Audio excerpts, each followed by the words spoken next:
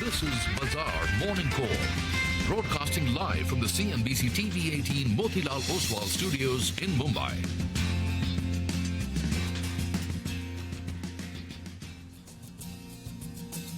Hello and welcome to Bazaar Morning Call. You're watching us live from the CNBC-TV18 Motilal Oswal studio. We're here, all four of us actually, so it's a packed Friday this morning.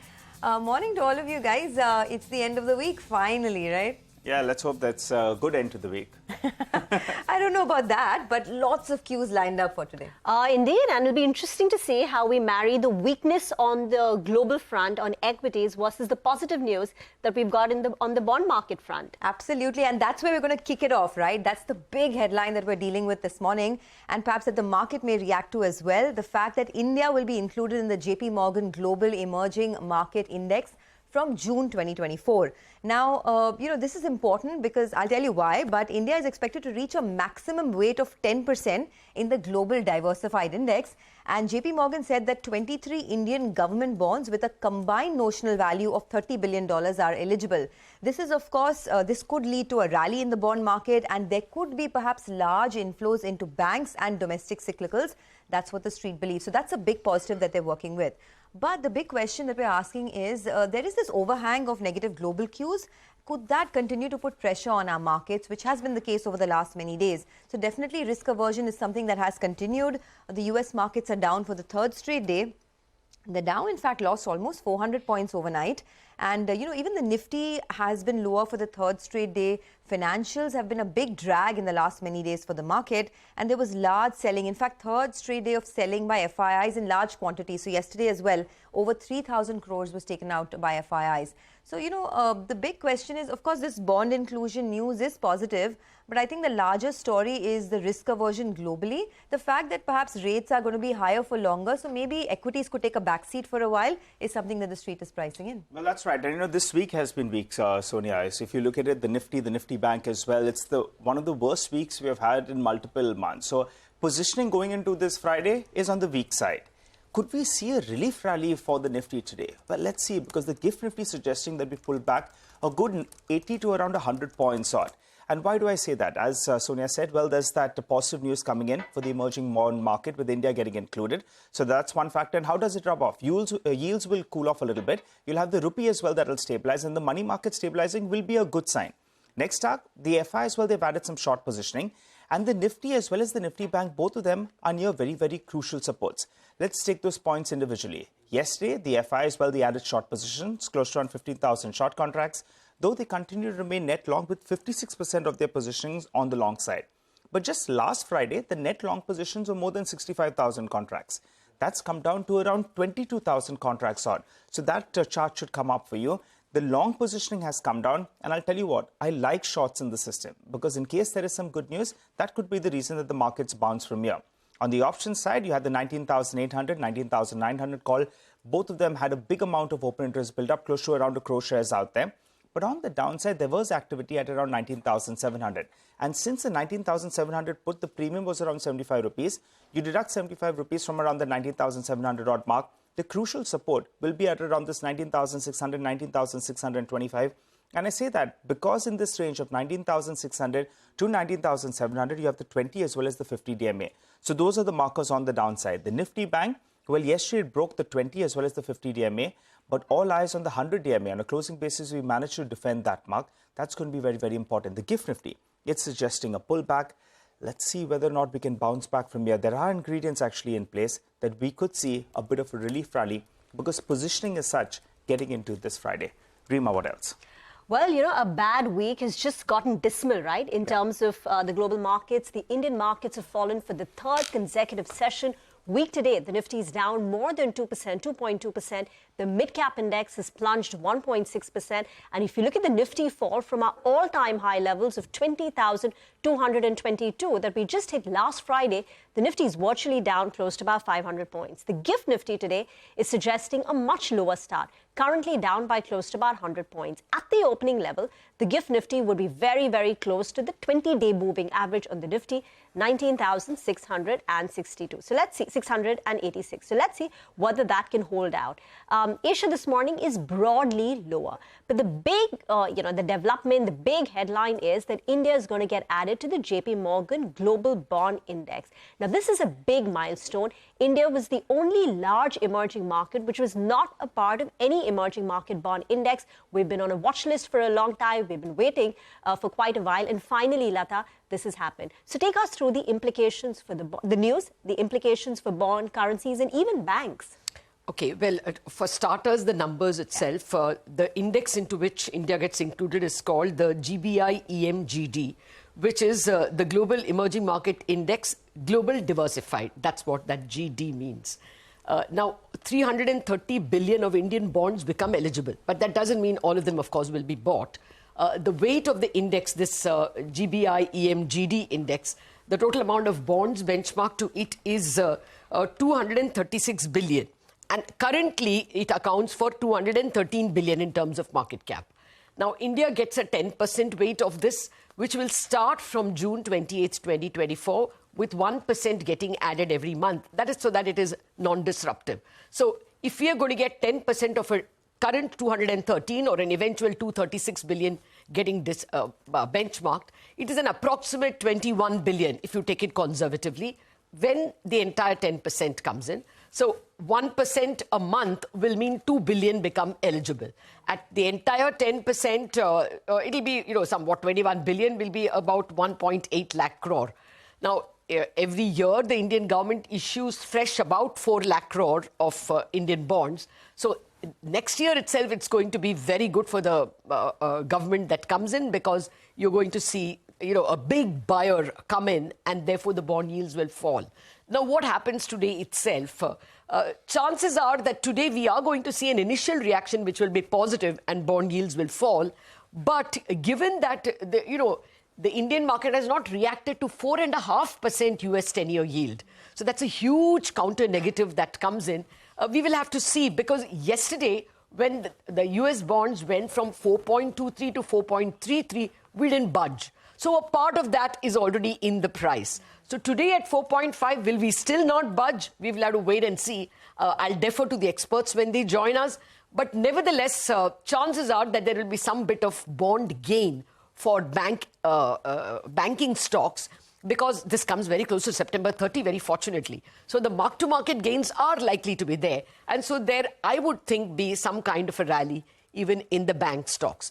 But overall, this is a positive macro, because if the sovereign pays less for their loans, for her loans, all corporate bonds are benchmarked to it. The best AAA bonds will be about 20-30 basis points higher in yield compared to the sovereign. If the sovereign is paying about 7% for their borrowings, then you are going to have a lower cost for corporate India. Therefore, highly leveraged companies, probably metal companies and such like, Nigel, you'll be better placed, should also see some advantage. Now, I am at a loss as to how much of the gain will show in today's market, because the circumstances are so adverse. But in the long run, this is a concrete EPS positive, EPS accretive news starting June, of course. So cost of capital, cost of borrowing goes down, and it also brings in the much-needed depth in the bond markets, right? So we'll, of course, talk about that. Thanks a lot, Lata. We'll get many experts to join us in the next couple of minutes, so don't go anywhere. There's a bit of currency rub-off as well. Currency appreciation is what there is less depreciation because of the strength of the US dollar. But I must say that today, there are 10 other factors weighted against all this. There's this overhang of negative global cues. I take that point. And of course, the GIFT Nifty is indicating that the start will be in the red as well. But here's what you'll get to see in the first half hour of the show. We'll get you updates from the market across the globe. Gary Schlossberg of Wells Fargo Investment Institute will join in to discuss the global trade setup. We have a research team also joining in to bring you CNBC-TV18's list of top 10 stocks for the day. At 8:30 a.m., we'll do a fundamental stock analysis with Dipan Mehta of Elixir Equities. All right, on the equity front, we have Jonathan Garner, one of the best voices in the business of Morgan Stanley, saying that post the FOMC, the US 10-year real yields have risen to a new high for the cycle of 2.05%. This further increases the conviction that Asia-Pacific ex-Japan EM investors should play defense and in particular rotate towards India on its strengthening fundamentals and low beta to US equities. Let's get you some money market views then. Lakshmanan V, a federal bank, says the dollar index strengthened to a 6-month high as the Fed held the rate in its latest meeting, and the expectations are now for higher rates for longer.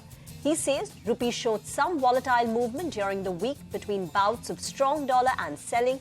He adds a breakout on the rupee on account of bond inclusion will see trade in the range of 82.5 to 83.15 against the dollar going ahead.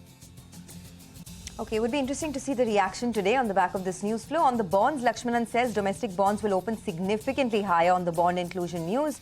He says we can expect market moving towards 7% and then consolidation in the 7 to 7.1% zone, with a possible move below 7% not ruled out.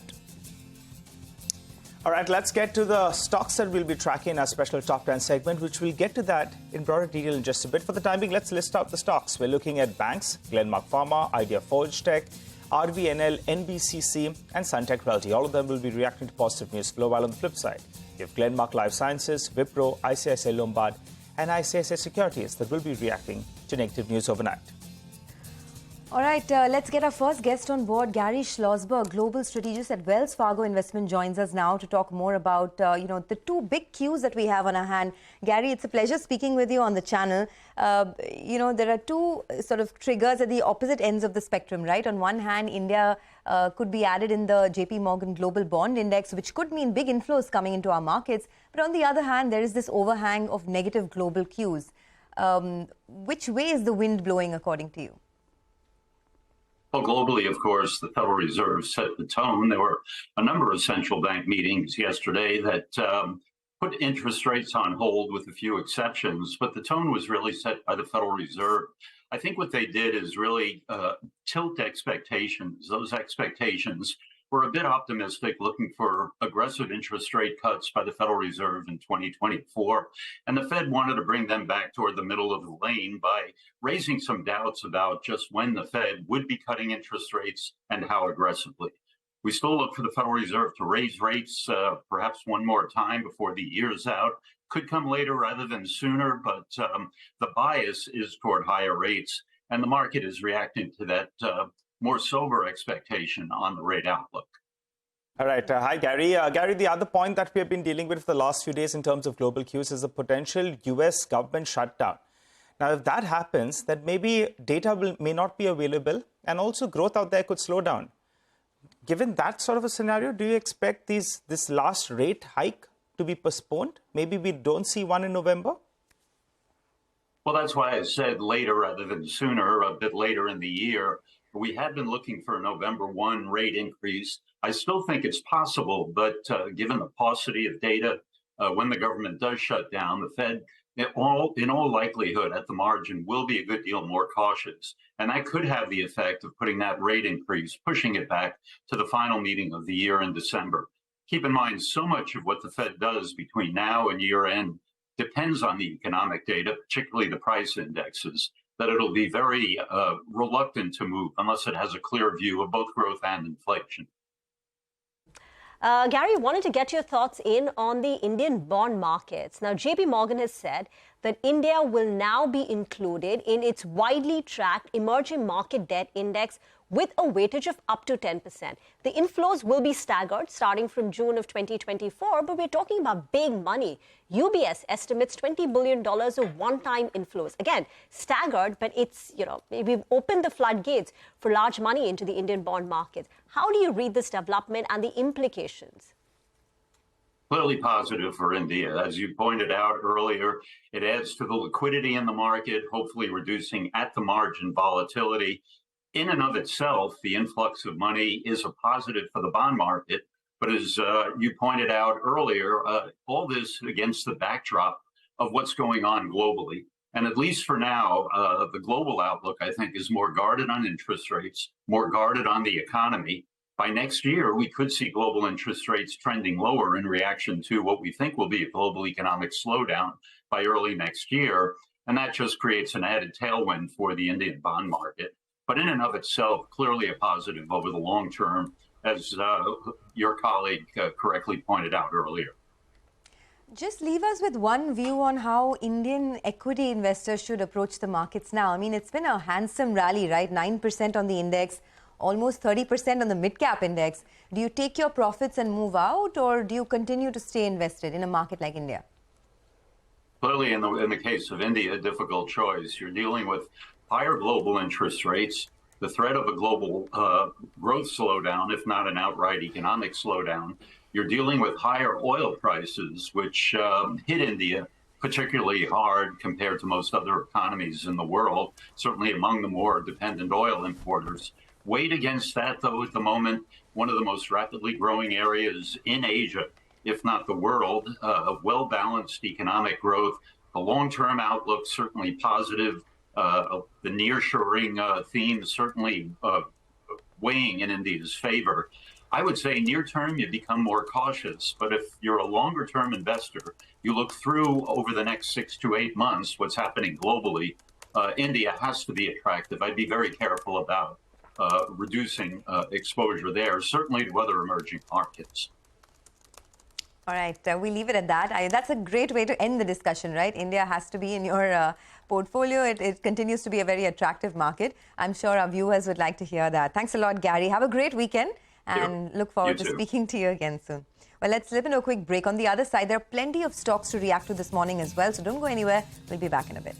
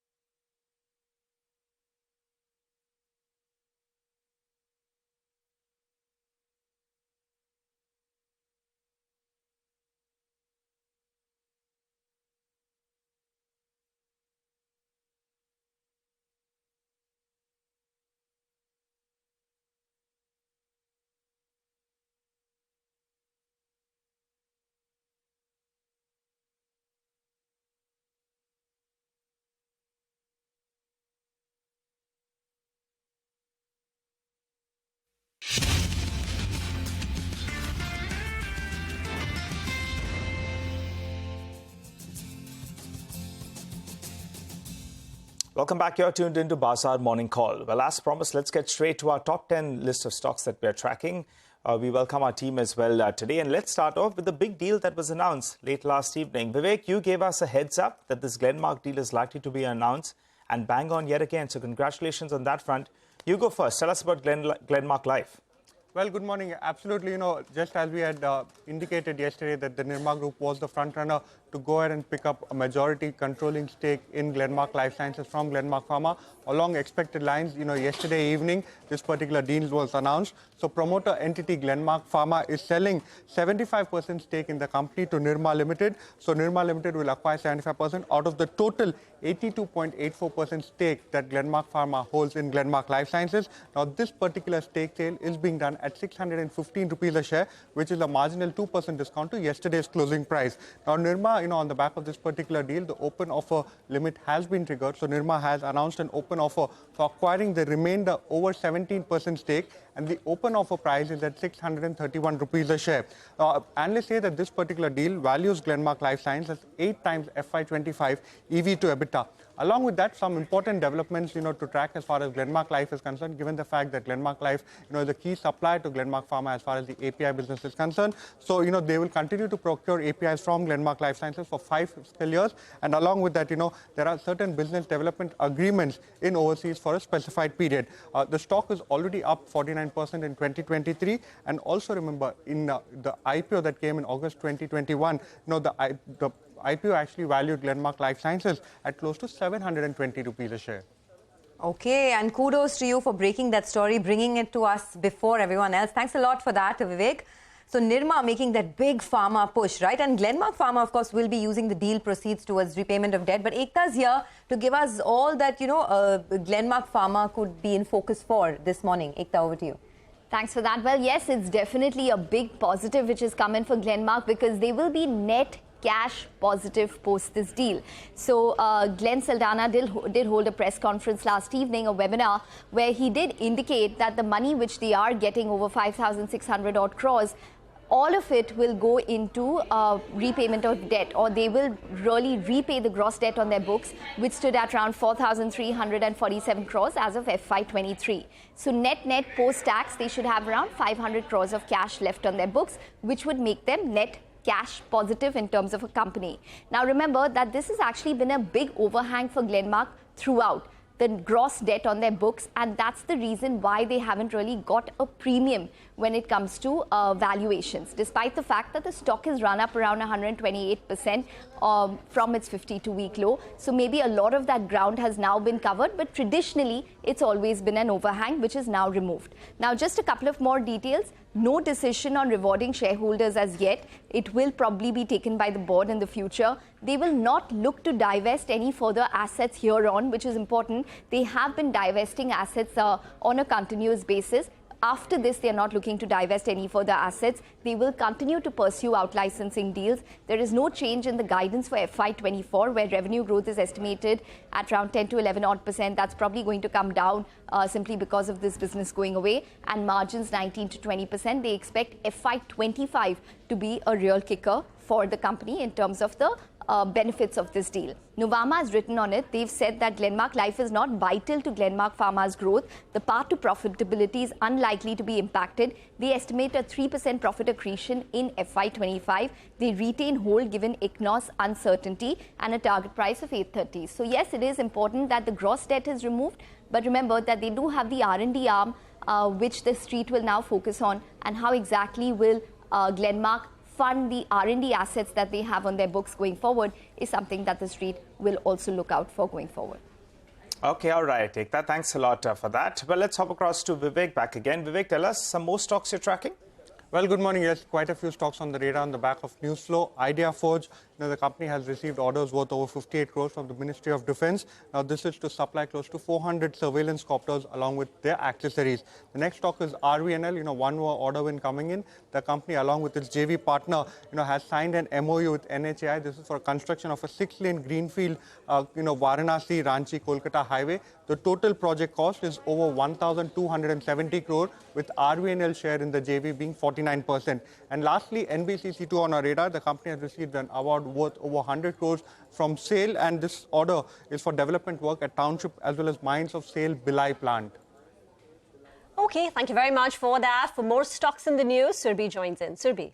Thanks so much for that. So first one on my radar is Suntech Realty. Now the company partners with IFC to create a joint platform where they'll invest a total of 750 crores.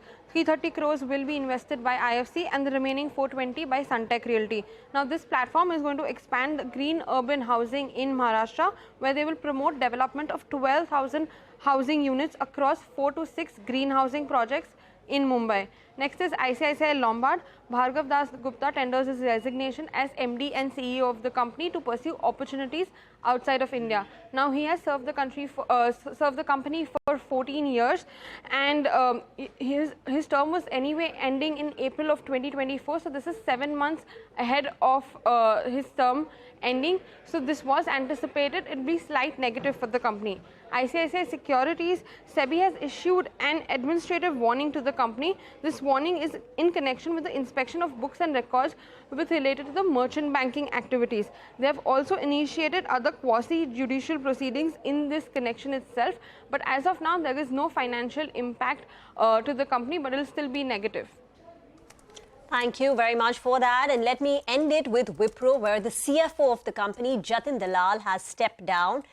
He's been the CFO of the company since 2015, so close to about 8 years. And Aparna Iyer, who's been a part of the finance team, will be taking his place as the new CFO of the company.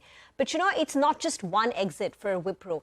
Wipro has seen a spate of senior level exits in the last 1 year, and I can count more than, close to about 10 of them. And some of them have gone on to take on CEO position in other companies. So there was to be someone called Angan Guha, who's now become the CEO of Birlasoft, and the list goes on. And these are all the exits that you can see just in the last 1 year. So, and CFO stepping down, could add that additional overhang on Wipro today. Absolutely. And I think if you map the last 5-6 years, Wipro has always underperformed its peers, right? This could maybe be one of the reasons. I mean, a string of exits in the last couple of years doesn't go well at all. They've got a new CEO a couple of years back, Thierry Delaporte. Yeah. So, he did reorganize the company, made some changes. So new people came in. Some of the old guard decided to step out and pursue, other opportunities. But Wipro was pegged as a turnaround story. It did very well in the COVID years when there was this big rush of, transformation. But since then, the growth rates for the company have faltered again. So that turnaround hasn't really played out. The only thing that works for Wipro is, the cash balance, etc. And also its valuations are cheaper than the rest of the Just peers. one point to add, with regard to the exits. Mr. Guha, as you said, he joined Birlasoft, and everyone said it's doomsday for Birlasoft. When Mr. DK, he left because he had that big vision.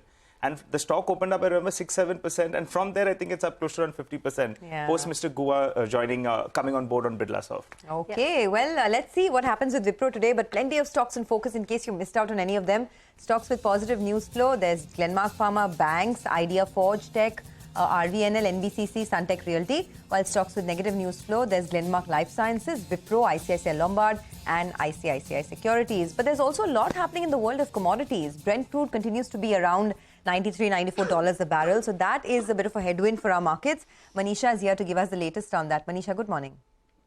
Morning, and thank you for that, Sonia. Well, even with the gain that we are seeing come back on Friday, the crude is still headed for a weekly decline, down by nearly a percentage point after gaining 10% in last 3 weeks. I mean, a lot could change within the Europe and US time zones right now. The latest trigger for the gain that you're seeing right now comes in after Russia is banned fuel exports to ex-Soviet states to ensure that there is stability in prices within the country, and that's supported the prices. In any case, we've seen U.S. inventories decline. The U.S. oil output is also expected to decline for a third straight month in the month of October. And then we all are working with the fourth quarter deficit estimates in any case. So the crude oil prices, while it's back above 90, there is definite pressure that we have seen in the metal prices. Nearly 2% of decline overnight. So with that, copper is now trading at a 5-week lows, nickel at a 14-month lows. The strength in US dollar, higher inventories, all of that seems to be pushing it down. Okay, Manisha, thank you very much for that. Get into a short break. Up next, Dipan Mehta of Elixir Equities will join in for a fundamental stock analysis. Later on, we'll also connect with B. Prasanna of ICICI Bank and Lakshmi Iyer of Kotak Alternate Asset Manager to discuss all about JP Morgan's plan to include the Indian bonds in the emerging market index. Stay tuned.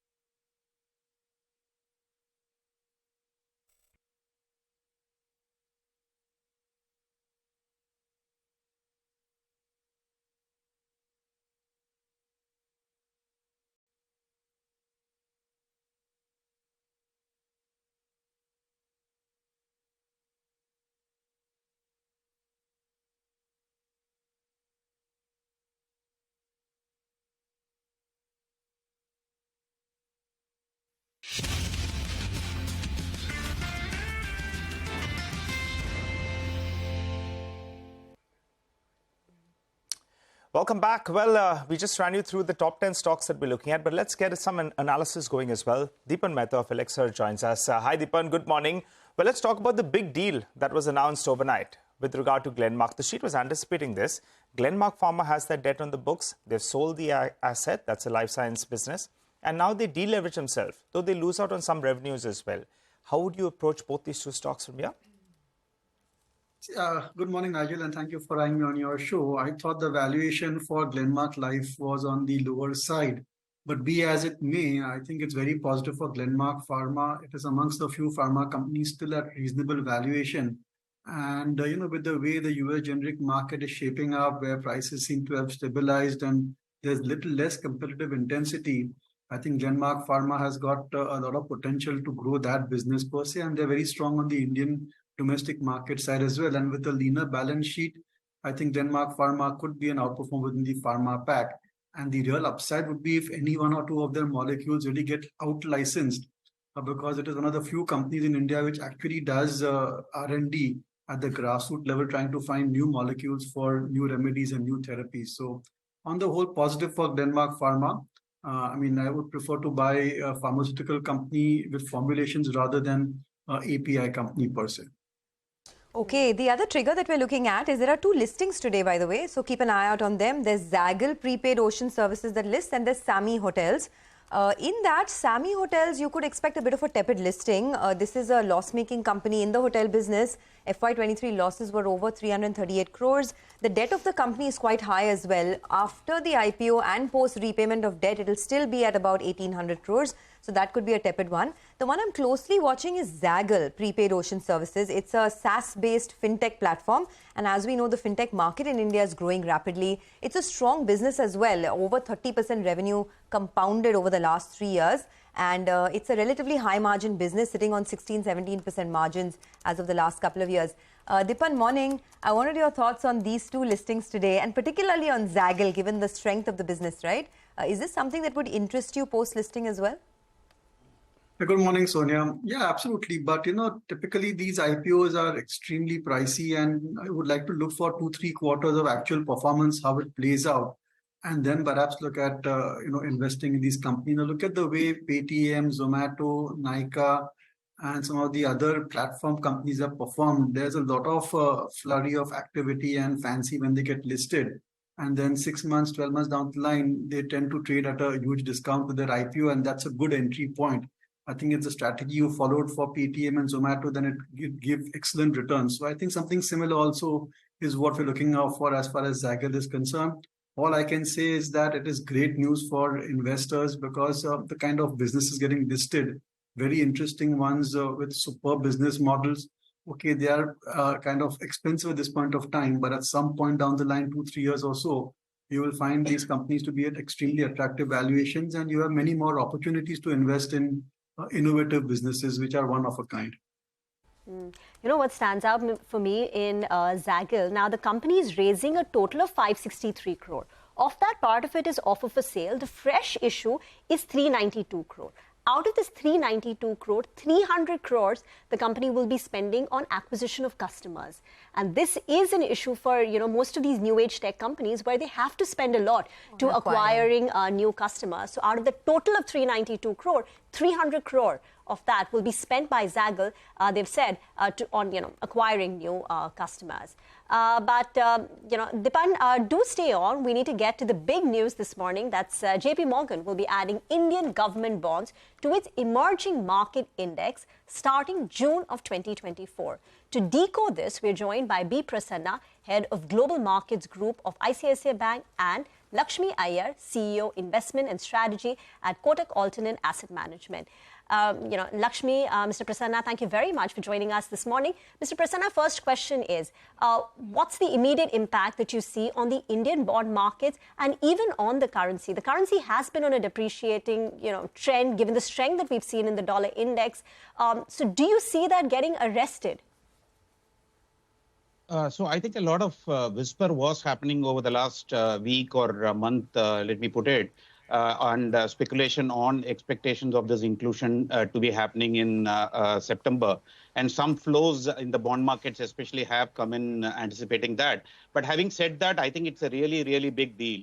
And I think in terms of numbers, we could see something like $20 to $30 billion of passive money flow coming in the next year. And in anticipation of that, you can also expect some active flows to happen over the next 6 months or so. So all in all, it's a big development.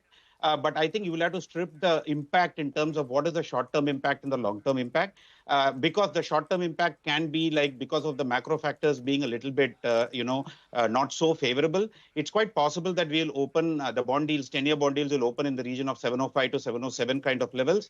But after that, whether it sustains or not is something that we need to see depending upon how oil moves and how global bond deals also move. And from a dollar rupee perspective, I think we would see the INR appreciating by around 30-40 paisa at the open. And again, same answer, whether it sustains or not, depending upon how EM Asia moves. But this is just a short-term impact, Lata. Okay. Now, Prasanna, if you can tell us what numbers we can get, because the press release says, one, that there is a $213 billion that are sitting on this GBI-EM Global Diversified Index. So do we straight away say 10%, so 21 billion we will start getting from June? Is that the way to look at it? That's right, Lata. So the 10% of 21.3, I mean, the 213 billion can become higher or lower by the time we reach June. Whatever be that number, the India flows will be 10% of that over the 10-month period that the index inclusion is going to happen. That is for sure. And that we call it as passive investors. What I also, there are two other things that we need to know about. There is a JADE index and a local currency index. No, more than that, I think there is a Barclays World Aggregate Bond Index and there is a FTSE Russell Emerging Market Bond Index. And if inclusion happens in these two indices as well, we could talk about passive money flow of $20 to $30 billion more if these two also come in. And when the last time China got included in the Emerging Market Bond Index of JP Morgan, all the three indices was actually included. So that's one point for you. The other thing is, see, we are now at the end of the day talking about passive flows of nearly $40 to $50 billion if all three indices get included in the FY25 year. But it is quite possible that in anticipation of these flows, the active investors can also chip in and start buying even from today. And actually speaking, like I mentioned at the opening, we have seen in the last 1 month some amount of inflows coming in from FPI in the bond market, which could be to some extent front-running of the expectation of the index inclusion. I do feel that, had the macros been much better, I would have more confidently told that inflows will come. I'm sure inflows will come. To what extent it will come is something that we'll have to wait and see. Okay, but this JADE index and local currency index are not important? I mean, other than the GBI-EM-GD? Okay, that's page 2. Okay, let me toss that to Lakshmi. Lakshmi, could you read the entire press release? Because there seem to be other indexes also called the JADE index and emerging market local currency index. So what would your math be? Is it 20 billion plus Barclays and FTSE index? So 40-50 billion is what you would also put it at? Yeah, Lata. So the number as of now looks like close to about $23 billion basis this news.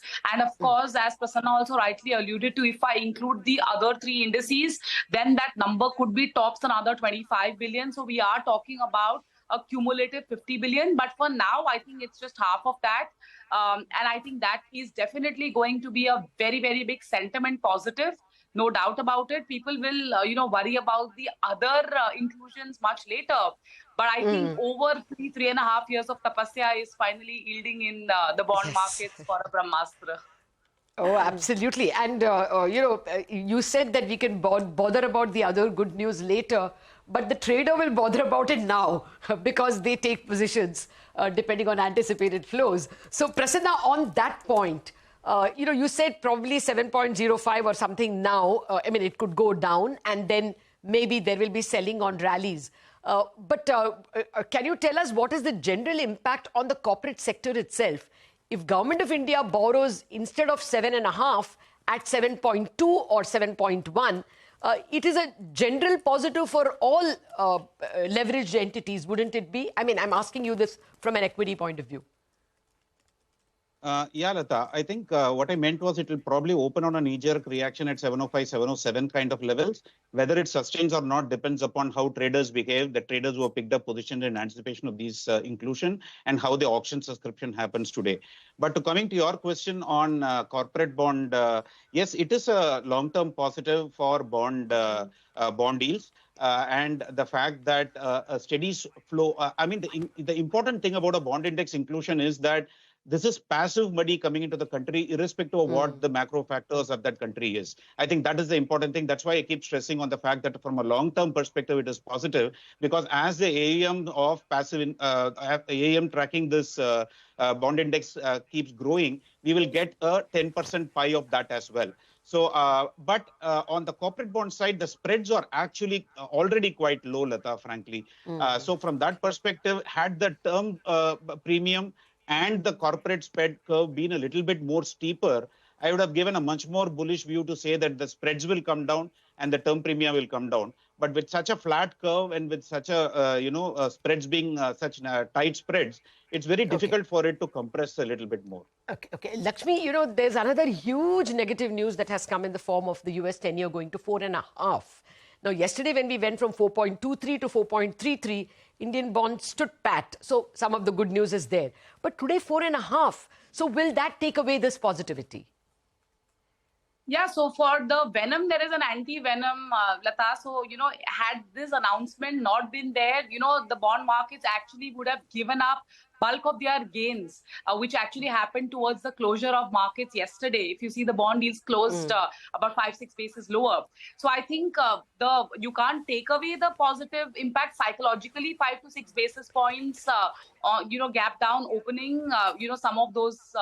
FOMO, people moving in, etc. But yeah, bond yields in the US need to stabilize and show some degree of lower end. In fact, I've just got back last week from my Singapore and Middle East roadshows. The mood is positive, but yeah, macros and US have to support. Okay, final question to you, Prasanna. Is there something positive for banks in this September 30 quarter itself? You all were punished a bit by the ICRR. So now, even bank EPSs could do well because of MTM gains? So, like I said, Lata, let me speak from an overall system perspective rather than from anything to do with ICICI specifically. But I think, it's a long-term positive. It is not as if that the bond deals are going to crash immediately for the impact to show big time in this quarter itself. So the way to look at it is like how the way to look at it is to say that the counterfactual would have been higher for something equally negative if it were to happen in the market. So bond deals would have been maybe 725 or 730, considering oil and global bond deals at this level. But because of this positive announcement and because of the fact that this is a steady flow of funds that's going to happen over the next one-time flow, which is going to happen next year, and maybe some active flows happening this year, and then a steady flow of money as AUMs keep increasing in the global savings when it happens. That is going to be very positive. And when India in over the next 2 to 3 years become a little bit more safe from a current account deficit perspective, I think all this will actually bode very, very well for India. All right, Prasanna and Lakshmi, thanks a lot for joining in and explaining the entire thing to us. Passive inflows of $40 to $50 billion, rupee appreciation, it's all positives. Let's see how the street reacts today as well. We do have this overhang of negative global markets too. But let's take a quick break on that note. Lata, thanks a lot for joining in. When we come back, Anuj will be with us to give us a quick trade setup as well as we head into the last trading day of the week. Stay with us.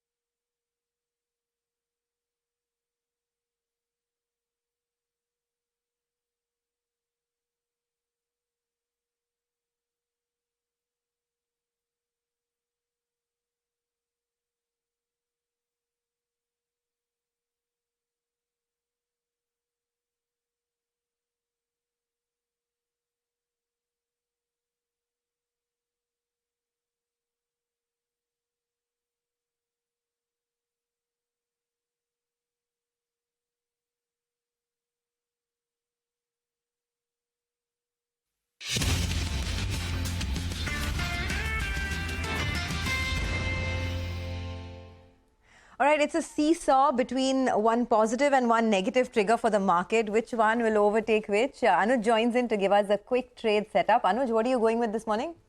You know, Sonia, the good thing about, or perhaps the bad thing about market is that this is one place where you have better visibility of long term than short term. And if you ask me where the Nifty would be in 20 years, I would stick my neck out and say perhaps close to 4 lakhs. But where would it be in 20 days? Nobody would know. But you know, today's big news, of course, you've already discussed, so I don't want to get too much into that. But is this bond inclusion? It's obviously a long-term positive, this inclusion. But the market had been factoring this in for some time. Remember talking to Lata also about it. The bond and currency market had been signaling that something like this was in the offing. So perhaps in the near term, the news is in the price, but this, remember, is a long-term positive. You start to see, the kind of money flow that we're talking about, billions of dollars every month, starting June 2024. And of course, there will be more of this over the next few months. So in that sense, it's a long-term positive. And you want to focus on banks, you want to focus on, in turn, the domestic cyclicals, basically anything related to Indian economy from a portfolio point of view. But in the near term, how much of it is in the price, I think let the ticker tell us, and then we'll know. Also keep in mind, we are not alone. Right now, the global market is going through some kind of a reset. What's that reset? That reset is higher for longer in terms of the Fed rates. And I think that's something which is also having an impact on the asset classes. And you're seeing the kind of FI selling over the last few days. In terms of Nifty and Bank Nifty, the price action has been very disappointing over the last couple of days. The Nifty closed below the 20-day exponential moving average, and the Bank Nifty below the 20 and 50-day exponential moving average. And not just that they closed below that, there was no effort to defend these levels over the last couple of days. There's been brutal selling over the last couple of days in large caps, especially big banks. I'll give you an example. HDFC Bank has seen delivery selling of 9,000 crores in 2 days. ICICI Bank yesterday saw delivery selling of 1,000 crores, and it broke below the 20 and 50-day exponential moving average. Even the mid-cap index is showing second sign of, second round of cool off. The texture is a bit of a sell-on rally till 19,800 is reclaimed. But as I said, the news, of course, is long-term positive. It's just that how many of us focus on long-term? That's the big question. Well, but to begin with, the GIFT Nifty's cut has trimmed a bit. When we started the show, the GIFT Nifty was down, I think, close to about 100 points. Now let's pull that up. I think it's cut its losses to some extent. But good time then. There you have it. 55 points is the implied opening. Lower. Mitesh Thakkar and Shrikant Chauhan of Kotak Securities are with us on the show. Mitesh, we've already had 3 days of losses on the Nifty and quite a bit of a fall, particularly in the banking stocks. How would you trade the Nifty, the Bank Nifty, and the overall setup? I think, today could be a very important day, given the fact that it's a weekly closing. Also, is the fact that yesterday's closing was just at the critical support levels. For me, Nifty, I think this range of 19,750, 720 is a very important pivot. And while today we might open lower, but in case towards the end, if we are able to, close above this 19,750 mark, then I think I'll look at a stronger bounce back on Monday and Tuesday. But in case that recovery fails to happen, then I think we should prepare for levels below 19,400. So that's the way we'll approach it. I think today, post opening, I think it will be a good idea to book your short positions and see if there's an intraday bounce back happening. If that happens, then I think wait it out, and then you'll get a stronger pullback to sell into at higher levels. Interesting. All right, Mitesh, thanks for that. Let's hop across to Shrikant Chauhan as well. Shrikant, how would you approach trade? This week has been very weak. I think we are bracing for the weakest week in the last 7 to 8 months, both on the Nifty and Nifty Bank. How do you approach trade? Good morning, Nigel. Yeah, I think, the way the market has fallen from the levels of 20,200 to 19,700 or 750, one thing is very clear that it is correcting to the upward rally that we witnessed from the levels of 19,200 to 20,200. So it's a correction to the upward rally, and close to 19,700 where the market is having support of 20 days simple moving average, and around 19,600 it has support of 50 days simple moving average. So I think between these levels, the buying should emerge, the market should rebound, and if there is any rebound, then the market can again rebound to the levels of 19,900. So it's a decent upside that we can expect if it falls from here. So I think around this level, certainly we should look for adding some good companies. And for the Bank Nifty, 44,400 is going to act as major support. In the best case scenario, again, the Bank Nifty can rebound to the levels of 44,900. All right, what about individual stocks then? Mitesh, there has been a pressure across the board, right? Whether it is in banks, HDFC Bank, Reliance Industries. What are you doing with individual stocks today if the pressure continues? I have, to begin the day, we have more sell ideas. But as I said, I think, during the day, if there's a recovery, then I think, you might look at some kind of long ideas. So for the timing, I think we will still maintain a short bias. Only if the market recovers and starts getting past 19,750 would I want to venture into more of the long side. So I have a sell on AB Capital. Keep a stop at about 180 here. Look for 165, 164 as the target range. Cipla, and this is one of the first pharma names after a long time to come on the sell side. So Cipla is a sell. It's given some intraday breakdown. So sell with a stop at 1227 for targets of 1155. And a sell on IGL or Indraprastha Gas, which I would recommend selling with a stop at 462. A target of 440 can be looked at. One, and solitary buy call is on Jubilant Foods, which I recommend buying with a stop at 527 for targets of around 550. Shrikant, what would your stock recommendations be for the day? Yeah, I think in this market, we should look for adding those stocks which are really doing well or which have been outperforming since last few weeks. In that space, we like BHEL, which is currently around 124. From here, the stock can rebound to the levels of 135. So it's a buy at current levels with a stop loss at 120. And the other stock which we like is from the PSU Bank, and that is Canara Bank. It is around 364. In case if there is any weakness, then we may see the levels of 360. But with a stop loss at 355, we should look for adding even Canara Bank at current levels with a target of 375, 380 again in the near term. All right, let's do one thing. Thanks a lot, gentlemen, for giving us all of those ideas. Let's slip into a quick break. We have about 5 minutes left for the pre-opening rates to kick in.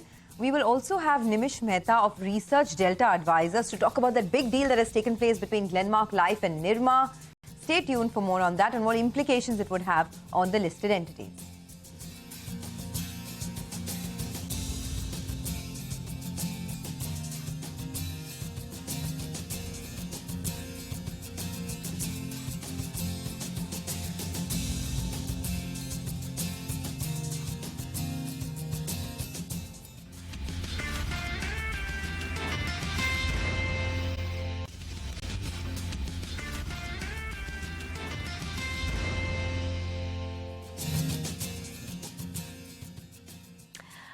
Welcome back. There is global risk aversion around the world. The GIFT Nifty 2 is suggesting a start lower after 3 days of losses. There could be a gap down opening, but we've been trimming our losses. So now the GIFT Nifty is currently down by close to about 47 points. You're watching Bazaar Morning Exchange live from the CNBC-TV18 Motilal Oswal studio, and we've got Dipan Mehta with us on the show.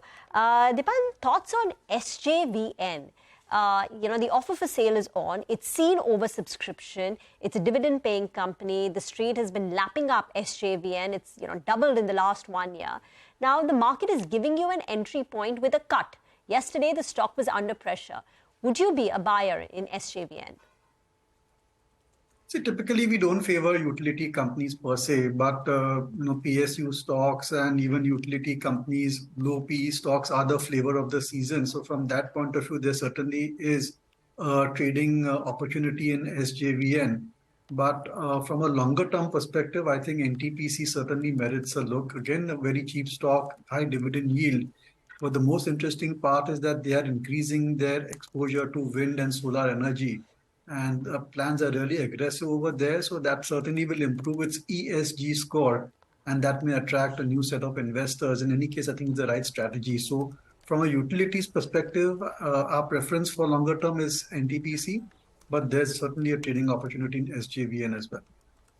I also wanted your thoughts, Dipan, on what ICICI Lombard investors should do, because there's this resignation that has been tendered by Bhargav Dasgupta, and he's been in the company for 14-15 years. Does it really matter for long-term investors that when such exits happen, or do you just keep the faith here? Oh, I think that it's a great business, and per se, general insurers, especially private sector ones, have a fantastic opportunity.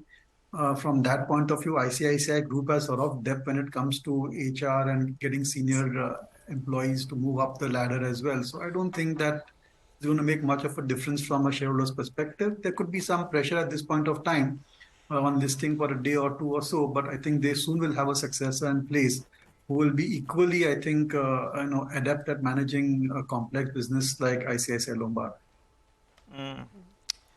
Dipan, what about Interglobe Aviation? We're getting into one of the busiest seasons. Things are looking up. Travel is picking up as well. The problem is crude as well has moved up. And that on the margin could hurt them. How would you approach a stock at around this 2,400 odd rupees? See, if there's a correction because of crude or there's a soft quarter or so, it's really an entry opportunity.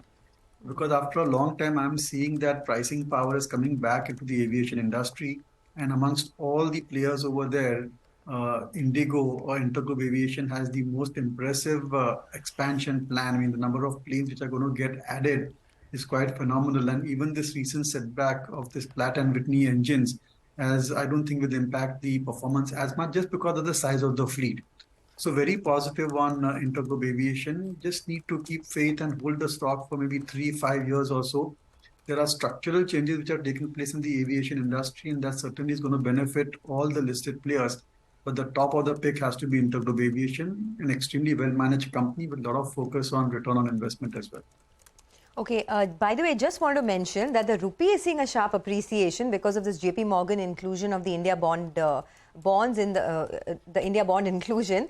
So, you have a sharp appreciation in the rupee A, and I think the street is also going to focus on this as a positive news flow. It may sort of overtake the negative news from across the globe, because just look at the headline index. The Nifty is, in flat terrain despite weak global cues, and lots of stocks, banks particularly, SBI, HDFC Bank, are up in the green. IndusInd Bank is also in the green. Dipan, before we let you go, this news that has come in on the JP Morgan inclusion, how much of a positive do you think this could be overall for the market? Because although the news was known, the real inflows will start coming in now, right? Sonia, your channel covered it really well because it was a complex subject. And from what I gather, it's extremely positive for the Indian economy. And I'm not surprised banks are rallying, because if, the G-Sec yields start to move lower because of this thing, then they would have trading gains on their G-Sec portfolio as well. And certainly opens up new avenues for funds to come into India. And rupee's depreciation was a bit of a concern, and that now getting reversed with this news is extremely positive. So I think, things are going great on the fundamental side for the country, and let's just ride this wave. Okay, all right. Dipan, thanks a lot for joining in this morning and giving us analysis on a whole host of stocks. Wishing you a good Friday ahead, Dipan. Well, let's move on and let's focus on the Glenmark twins. They're in focus as Glenmark will divest close to 75% stake in Glenmark Life. And Vivek joined us yesterday and he told us this is likely to happen. Bang on, Vivek. Fill us in with more details. Well, absolutely, a couple of brokerages have written, we'll revisit the deal and the key highlights as well. So 75% stake sale is what is happening. Glenmark Pharma selling their stake in Glenmark Life Sciences to Nirma Limited. The remainder open offer stake, is being valued at close to 631 rupees a share. Now, this particular deal values Glenmark Life Sciences at 8 times FY25 EV to EBITDA as per analysts. We spoke to the management, they held a press release last evening, and what Glenmark Pharma told us was that they would be pairing off the entire debt from the proceeds, and in fact will be net cash positive. A couple of brokerages have written notes as well. BofA Securities has written a note on Glenmark Life Sciences. They reiterate their buy rating on the stock. They have a target price of 745 rupees a share. They're saying post the re-rating that the stock has seen in anticipation of the deal, the focus would now shift to the earnings trajectory. And in fact, what they're saying is that they're expecting high teen EBITDA growth over FY24 to FY26. Nuvama too has written a note on Glenmark Pharma. What they're saying is that Glenmark Life contributes around 11% to Glenmark Pharma's top line, 20% to EBITDA, given the 30% EBITDA margin profile that the company actually enjoys. However, what they're saying is that Glenmark Life's relevance as to Glenmark Pharma's price as well as growth is in fact declining, given the fact that the company has significant other key triggers in place as well. So what they're saying is that will turn net cash positive post the deal of 2,700 crore before the settlement payouts. Okay, thank you very much for that. Before we get chatting more about, the Glenmark twins, want to highlight the Indian 10-year bond yield has opened with strength. The 10-year yield has opened at levels of 7.08 versus a closing level of 7.15. So straight away at opening, we have the yield cooling, coming down by close to about 7 to 8 basis points. And this compares with a sharp increase in the US 10-year bond yield. So if it wasn't for this JP Morgan emerging market bond inclusion, perhaps the Indian bond yields would have also risen, given the, what we've seen in global markets. But contrary to that, we've actually seen the yields cool off quite a bit. So, yeah. Just one more stock, Rima, PNB Gilts, because of their bond portfolio, and they'll have the AFS as well as the held till maturity bonds out there. In pre-open, the volumes are massive out there and the stock is up more than 15%. So that could be one of those stocks that has a direct relation with the bond portfolio. Okay, by the way, Glenmark Life and Glenmark Pharma are the stocks on hand. So let's get Nimish Mehta. He tracks this stock very closely. He's the founding partner at Research Delta Advisors. Nimish, I think the overarching theme is the kind of debt reduction that we'll see on the parent company, right? Glenmark Pharma. And that's been an overhang for a while. So first on Glenmark Pharma, what do you see as the move both in the near as well as in the medium term? Yeah, thank you for having me on the show. Yeah, I think it's a good deal for Glenmark Pharma, given that the valuations are fair and as well as the fact that they will be able to pare down the debt, which has been a real concern for Glenmark Pharma. And I think it will come back to a net cash positive company. That said, overall the US generics market is facing whatever pressure we are talking about. And we don't directly cover the stock, but suffice to say that the Indian market that they enjoy dominance in several sectors, several therapeutic categories, is definitely a key growth area for Glenmark and some of the niche launches that might be targeted for the US market. So all this, with the debt overhang going away, is going to be a significant upside for Glenmark Pharma. Okay, all right. But you don't have an official rating on Glenmark Pharma, Nimish? No, we don't. And what about Glenmark Life Science? Again, we would generally cover the industry and not the stock, but Glenmark Life Science, I think it's a good deal. As I said, they've been able to get a good valuation. And that does not mean that Nirma has not got the good valuation, but I think it's a fair deal for both the sides. API has been in a growth trajectory as an industry, and given the fact that a lot of companies want to shift away from China, this kind of deal for Nirma is going to play a significant role. And for Glenmark, as we all know, they really wanted to pare down the debt. And that has also been a good objective. I think the objective has been met by doing this deal. So from that perspective, I think it's a good deal, win-win for both the sides. And clearly good for Glenmark Life Science as well. Win-win for both deals, positive for Glenmark Life and Glenmark Pharma, which now turns cash positive. But Glenmark Life is still trading much below its IPO price of 720 when it listed in August of 2021. So it's been 2 years, but the deal is valuing it at 631, much lower than the IPO price. Nimish, you look at the industry very closely, and you've been looking at it for the past many decades. You want to highlight the top 3 trends that you see in the industry, which could determine the way, the themes that will play out well in the pharmaceutical sector? You spoke about generics a bit, but just highlight them in top 3 trends.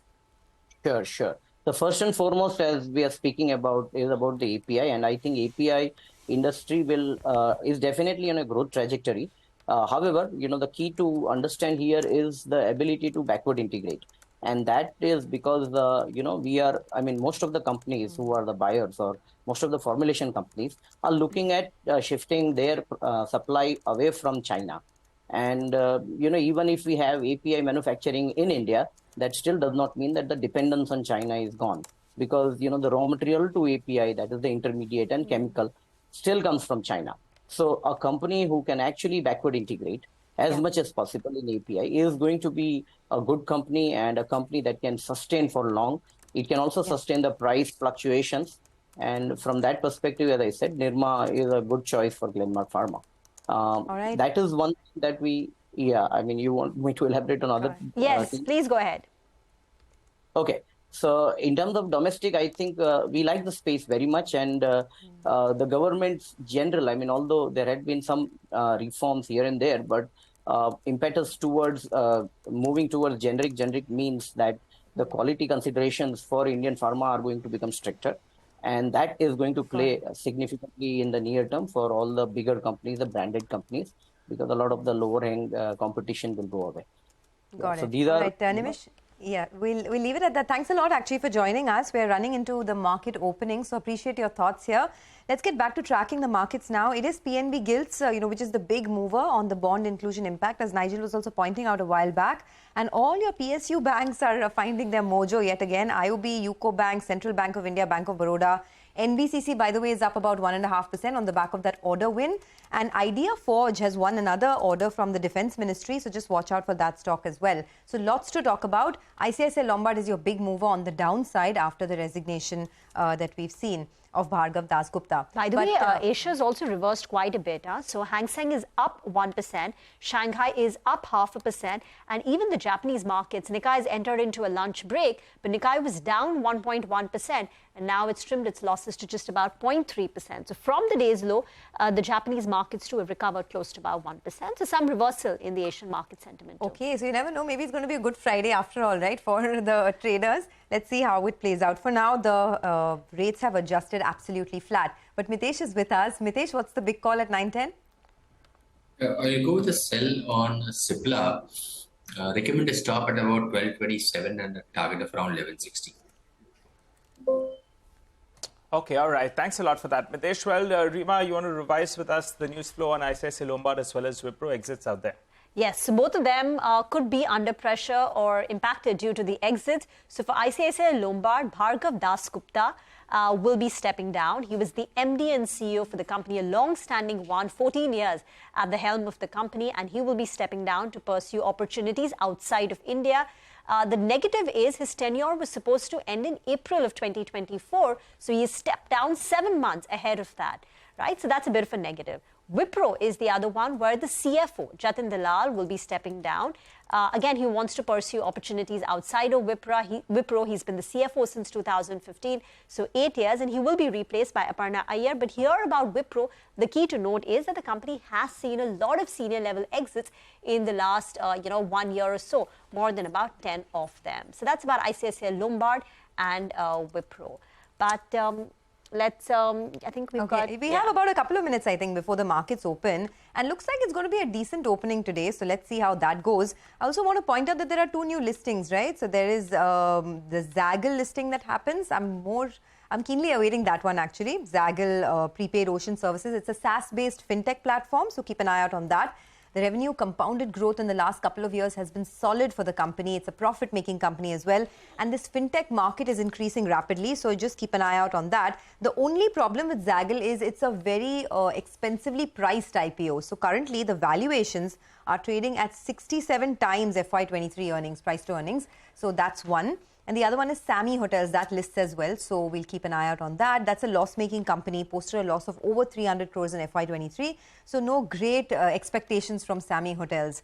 We just have 1 minute left for the markets to open. Just to, once again give you the highlights. This market has been under pressure for the last couple of days. Our own markets and the US markets have been down for 3 straight days running. Financials have been a big drag. So today, the positive news flow comes on the back of India being included in the JP Morgan Global Emerging Market Bond Indices.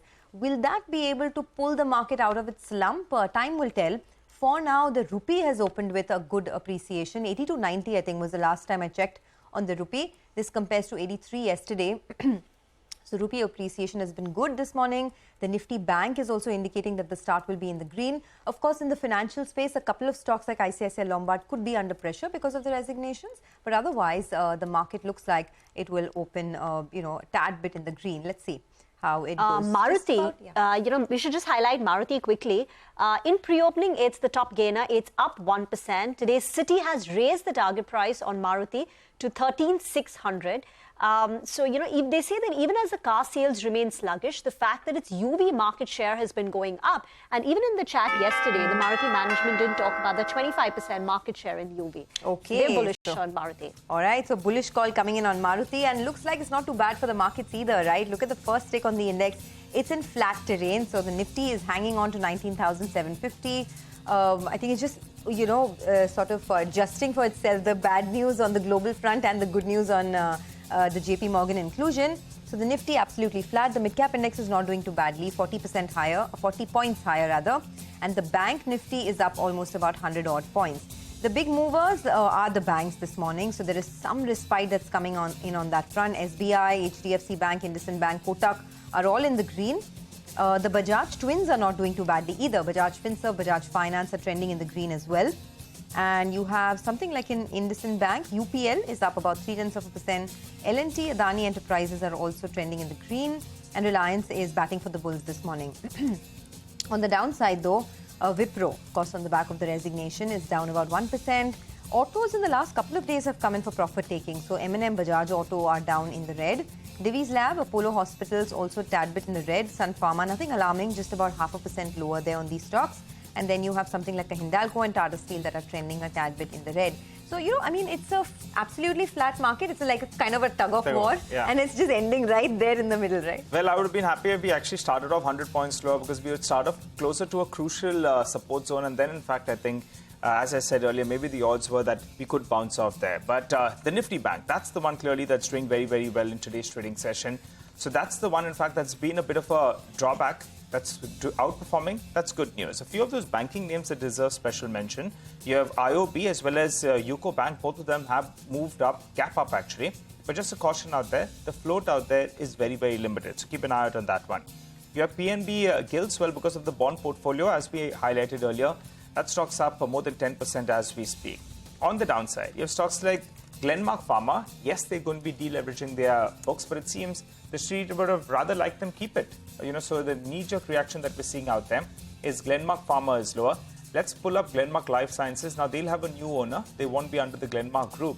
So Nirma will be the new owner out there. So Glenmark Life Sciences as well should come up for you on the screen. Both of them actually have opened up lower. Moving to the other stocks that are in focus, you have GMDC that's opened up with a cut of around 3%. It had a one-way run from around 200 to around 290 rupees, but that's pulled back a little bit. GMR Power, for the second day or third day running, actually that stock is lower. It went all the way to around 45, 46 rupees odd, and now it's at around 39 rupees. I think it's down close to around 5%, and volumes are massive as well, so keep an eye out on that stock. And Electronics Marked, that's the other stock that opened up with a cut of around 4%. Let's see what it's doing. Yesterday, in fact, it was outperforming for most of the day. Rima, what else? Well, broadly, IT and Pharma are under pressure. So the Nifty IT index is lower by 0.4% and the Pharma index is down 0.3%. The reason here is the rupee has appreciated. And as inflows come into the bond markets, foreign inflows, it could it could result in rupee appreciation, which is negative for exporters. So today, even as the Nifty and the sensex are held up, there is strength in the banking names. The two sectors which are weaker are IT and Pharma. And in that, you've got Wipro, which has taken the biggest brunt. And of course, that's on the back of the exit of CFO. So Wipro is down 1.2%, but the rest of the pack too is under pressure. So just wanted to highlight the weakness that we're seeing over there. PNB Gills, we were talking about it, Nigel, but again, look at the, it's at the intersection of volumes and on price. The volumes today on PNB Gills is more than 50 lakh shares, and just in the first, 2 or 3 minutes. So that's a stock which deserves mention. And RVNL, there is that order win there, so it's pushed up by 3%. Actually, it's interesting you make this point on IT, right? Because yesterday as well, after the Fed, ever since the Fed policy came through, the expectation of higher rates for longer is something that's put pressure on a lot of these high growth sectors like IT. The Nasdaq was down quite a bit yesterday as well. Nasdaq is down 5% this week. Yeah, so there's a lot of pressure actually on the tech space. But overall for the market is picking up pace now, so don't lose sight of that. The mid-cap index is now up 170 points. We have Harsha Upadhyay, the President and Chief Investment Officer Equity at Kotak Mahindra Asset Management, who joins us now to talk about that. Harsha, thanks a lot for joining in and appreciate your time here on CNBC-TV18.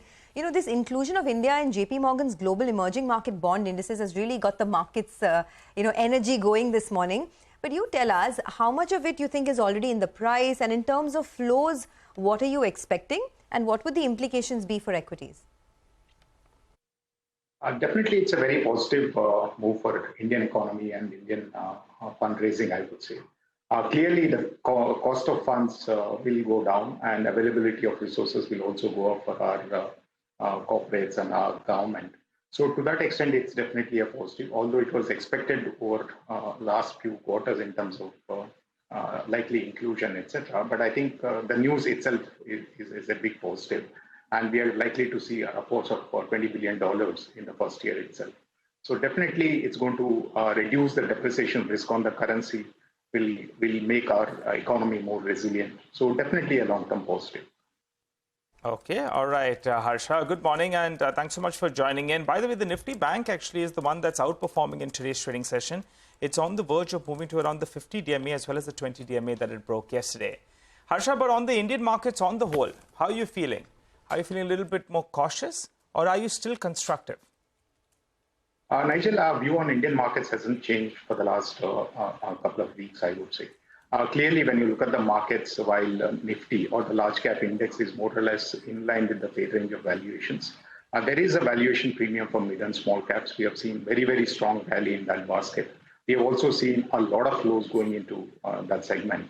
So given all this, we continue to remain a little cautious on mid and small caps at this point of time. Overall, on the markets, we continue to remain constructive, but within the market, equity markets, we would rather prefer large caps at this point of time. You said you're cautious on the mid and the small cap universe largely. Which are the segments where you booked profits? We have booked profits across many sectors, especially on slightly elevated valuations in the industrials, for example. We also booked some profits in the financials over the last few months. Auto is something that we have taken some money out of the table. So it's not one sector which has led to concerns on valuations. As you would see, the market, more or less, most segments of the markets are either fairly valued or expensive. So to that extent, wherever we feel a little jittery in terms of valuation risk, we have taken partial profits. And at the same time, we are not sitting on large amounts of cash. It's going to some other sectors or stocks where we feel on a relative basis a little more comfortable.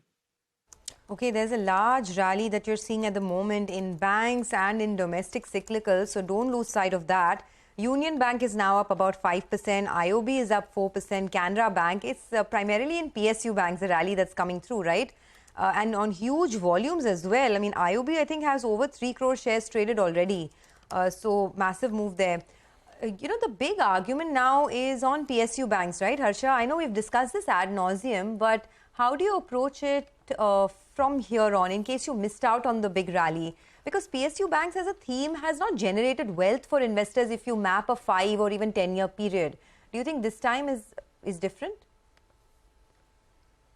Clearly, I think the asset quality issue, which was the pain for PSU banking segment as a whole, is no more a big concern. So to that extent, probably it will do better than what we have seen in the previous cycle. But that's, at the same time, at some point of time in the near future, many of the PSU banks will also come for equity raising since they have to go further from these levels.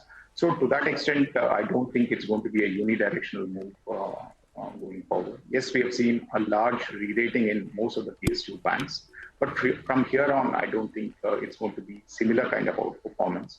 However, we do believe that not just PSU banks, but the entire banking space will probably continue to outperform given how its earnings are likely to grow and how its asset quality is shaping up over the next few quarters and years. And Harsha, on the PSU banking space, my limited point is to look at the float as well at times of some of these companies. There's only 2 or 3 or 4% in the market, and some of them are trading at 2, 2.5, 3 times also. Just to alert our viewers, some of them, you know, just be a little bit cautious out there. If you want PSU banks, I guess the larger ones with liquidity should be better. But Harsha, what about the IT space? That surprised everyone, right? The IT stocks itself, the commentary wasn't great. They were sounding a little bit cautious. But those stocks have only moved up. Now comes the challenge because the Fed, they're talking about higher interest. Maybe the rupee strengthens out here as well. And Q2 may not be very, very encouraging. How do you approach them? Most of these things are known to market participants, I would say. The only reason for IT sector to outperform was probably there was a bit of an under ownership given underperformance of this segment as compared to some of the domestic cyclicals, etc. And also, we did see some concerns coming on the market valuations as a whole. So to that extent, maybe some of the defensive positions moved into IT segment. And that's what, on a relative basis, in the very near term, created outperformance of IT stocks. But otherwise, as you clearly mentioned, the business momentum continues to remain a question mark. We have not seen any great respite in terms of the business momentum. And there are also various company-specific issues, margin issues, etc. So overall, I don't think you're going to see the earnings growth trajectory changing too much for IT sector at this point of time. And there are many other domestic facing sectors which are probably likely to give you better earnings growth than the market average earnings growth or even the IT sector average earnings growth. So to that extent, our preference is still for domestic businesses than IT at this point of time. Domestic businesses and IT, those are your preferred sectors. Harsha, just getting back. No, Sonia. I said we prefer domestic businesses over IT. Over IT, got that. Just getting back to the point about banks, you said banking earnings are likely to be better. Yet in one of the answers, you said that you booked profits in select financials. Do you want to tell us where you've booked profits in financials, We really do not discuss stock-specific trades or investments that we have done. But yes, in certain pockets of the financials where we felt that we have made a reasonable amount of money, and we did see some relative valuation gap emerging in some of the other segments within financials itself. That's where we put our... But this would be private or PSU financials? Or would it be the NBFC category? Mostly from private banks to NBFCs. Okay. For the market now, the mid-caps are really roaring. It looks like another mid-cap party in the markets. I just wanted to point out, Berger Paints is at a fresh high this morning. It's up about 2%. It's had a rollicking ride. This year, Berger Paints up almost 40%. I think 35% in 2023 so far. So consumption is coming back, perhaps. Harsha, before we let you go, when you sort of zoom out and get a bird's eye view of this market, right? There are a couple of things that are still headwinds, whether it's higher crude prices, whether it's the impending general elections. In the run-up to the elections, we never know if there are any announcements that are made which may or may not be market positive. Not too sure, but what are your thoughts on a couple of these cues? Do you think that they could impact the markets in the near to medium term? Sonia, I would add one more to your list on the monsoon risk. I think over a period of time, market, because of the kind of liquidity that has come into the markets, has probably ignored this risk. But today, when you look at the cumulative import season, it's almost a 7% efficiency as compared to the normal monsoon season. And generally, when we have seen in excess of 6% efficiency, we have seen some temporary impact on food inflation and also food availability. And we have seen some impact on rural consumption. So already we have seen a kind of a tepid rural consumption for the last several quarters. And if this monsoon is going to be a risk, then probably that's going to delay the recovery that everyone is expecting. Yes, this is a pre-election year. We do understand that there will be social-oriented schemes that will help the rural economy to some extent. But nevertheless, monsoon will remain a risk at this point of time. Secondly, as you mentioned, crude has moved almost 30% from the lows that we had seen a couple of months back. And definitely that's going to have a lagged impact on the profitability of many companies in India. And at this point of time, especially the mid and small caps are looking at an earnings growth of anywhere between 25 to 30% for the next 1 year. So to that extent, whether those earnings growth numbers will come in or will there be a change in earnings is something that we need to watch out for. And especially at higher valuations, as I mentioned, the delivery of earnings for this basket will be very, very crucial, I would say. And then there is the election risk, which is also there. So I think these are some of the red flags at this point of time. And especially as valuations move up, we need to keep some of these in mind. All right, Harsha, have a great weekend. Thanks a lot for joining in and speaking to CNBC-TV18. That's Kotak Mahindra AMC with their market view. And by the way, the market is not doing badly at all. Given the kind of global cues, the Nifty is absolutely flat. It's the JP Morgan inclusion, which is sort of overtaking the global cues at the moment. Mid-cap index also not doing too badly. But one space that is really booming is the real estate space. My recent visit to Bangalore actually taught me that there's rapid urbanization happening in Bangalore. And Dolat Capital put out a report where they said that Bengaluru is registering the highest growth amongst all metros in terms of projects coming through. Brigade Enterprises arm Brigade Tetra Arc has acquired a 5-acre land parcel in Bengaluru for 123.5 crore rupees from Bangalore Ceramics. The company plans to develop a residential project with an overall revenue potential of 800 crore rupees. To discuss this and the demand trends, Pavitra Shankar, the MD of Brigade Enterprises, joins us now. Pavitra, thanks a lot for joining in. Before I ask you about your own project, There's so much urbanization that's happening in Bangalore at the moment. One wonders what's going to be the pricing trends, because at some point there's going to be such an oversupply, right? What is your own view of which way prices would head? Hi. Yeah, the pricing in Bangalore has been doing well. In fact, the overall market has been doing extremely well. It's about time. I think we've all been waiting for the upcycle in the residential sector. Bangalore has always shown excellent growth. In fact, it's been one of the top housing markets over the last couple of decades, and it's shown stable growth. What's been happening over the last few years is that there has been very low supply.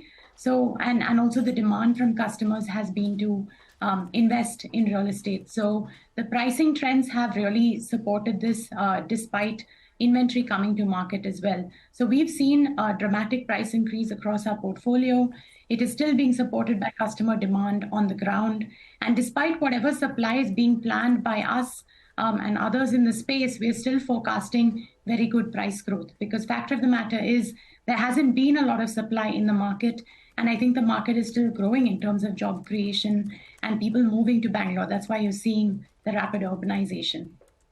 All right. Good morning, Pavitra. Well, good times for you guys then, right? Demand is strong, pricing as well is strong. I don't think you can ask for more. But you've also gone ahead and bought a land parcel by one of your arms, I think 120 crores or with a revenue potential of close to around 800 crores. Give us further details out there. Will you be looking at doing a luxury project, since you're already talking about it being a residential project? How many flats, ticket size? Give us more details. Yeah, so we're still in the design and planning phase, but I can say that this is a very good submarket of Bangalore. It's a growing market. North Bangalore is where a lot of the investment and growth of the city is heading towards the airport. A lot of infrastructure is coming into the area. So that is why it supports so much growth as well. Many parts of the city otherwise are saturated. If you look at east, southeast, etc. In terms of growth, North offers a lot of good land parcels, and I think that is why growth is heading in that direction, supported by infrastructure. So for this parcel, it's about 6 acres. We'll be able to build just under 1 million square feet or so. We're planning to build a premium product here. I think that's an underserved market in this location. We're doing apartments. In terms of exact ticket size and pricing, I know we'll just be going as aggressive as possible, since this is the time to sort of do that. But in terms of exact unit sizes, etc., we're still on the design phase, but mostly it'll be larger units, since that's what the demand seems to be on ground. So Pavitra, how did you arrive at the revenue potential of 800 crore rupees? And what's the timeline of realizing that? So we would launch the project as soon as we feasibly can. We're in the design and approval stage. Hopefully we can launch it by the end of the financial year. That's our target. Revenue potential, we look at pricing growth, what we assume we can expect and grow over the course. But again, it's a function of how fast we want to move inventory, or whether we want to pursue a realization strategy. I think that we would be able to finalize once we hit the market and understand if the demand and the product that we've planned for is actually meeting what customers want. So an average price would be around 8,000 rupees, right? I mean, just putting in the mathematically. Yeah, if you just want to do a very simple math, but yeah, sure. There are a lot of other factors, but approximately so, yeah. I just had one follow-up on the property prices in Bengaluru and, your view on that. I read an article which said that the prices are expected to increase further from the 1st of October after the government plans to raise the guidance value. So that will come into force from the 1st of October. Just for the benefit of our viewers, can you explain to us what the implications of this would be? And will that have a major impact on property prices in Bengaluru? See, the guideline value is just an indicative value at which you can register your properties. Generally, people have already, from when they're buying from a good quality developer, the price at which they're buying is typically higher than whatever the guideline value is. However, in some situations, I think the guideline value can be a little more. So the effect is really on registrations. A lot of customers are coming forward to register their properties prior to the guideline value increase, since it could have an impact on their registration and stamp duties and so on. So from that perspective, we're seeing a lot of rush of people heading to registration. However, there are a lot of issues with the new system at the sub-registrar's offices. So there are some challenges on that front as well. But apart from that, we don't see it really impacting otherwise. So you're saying, sorry, just one follow-up. You're saying that before the October 1st, people are, rushing in to register. So does that mean your own, sort of sales or collections would also go up now? And is that not a great way to sort of map it for the rest of the year? Just trying to understand what the numbers would look like for you over the next couple of quarters. So our registration revenue is anyway planned based on, which projects are coming up for OC. So we have good clarity in terms of, how busy the registrations, it will be on the registrations front. We anyway have a couple of large projects that are registering that have got OC over the last quarter or so and have been registering, and many customers are coming forward and registering. So we do expect good registration avenues for Brigade in the coming year, since many of our large projects that we launched, say, 3.5 years ago are complete and are coming forward for registration. And many of these, many of the customers are also end users. So they do want to go ahead, register, take possession, and start living there. That said, the pressure from the change in the guideline value could be pushing some of them to come forward and register. But as I said, in many cases, it doesn't make a major impact in terms of what they have to pay in terms of registration and stamp duty. I think, Pavitra, you all had indicated that you all plan to launch about 7.5 to 8 million square feet this year. Considering that this new project could be launched before this financial year ends, do you think you would like to up the new launch, target? And what would the number stand at? And how much have you done up until now, till September? So the number that we indicated, the 7.5 million, that was at the end of last quarter. It's basically a 4 quarters rolling projection, and it included this project because while we've concluded the transaction, we had already, tied down the property in terms of putting forth some money. So that had already entered our land bank. So in terms of how much developable land we have, in terms of our launch pipeline, our strategy is typically to acquire land and immediately put it into the pipeline for design and launch and sales and so on. So this was already part of that. So I'm not going to up the numbers. That said, we have, I think we released the news about our Hyderabad acquisition. Yes. So we'd enter the land bank post June 30th. So that is a new addition to our land bank plus another maybe 3.5 million square feet that would be entering our launch pipeline. But I'm not sure if we can do it in the next 4 quarters, although that's the goal. But we'll have to see in terms of design and approvals. Okay, all right, Pavitra, thanks a lot for joining in. Appreciate your thoughts here. That is Brigade Enterprises talking about the big boom that we're seeing in the real estate market, especially in Bengaluru. And they plan to develop a new residential project there. Let's slip into a quick break. On the other side, then Nikhil Chopra, who's the CEO and whole-time director of JB Pharma, will be joining in to discuss an outlook on their business. Stay tuned.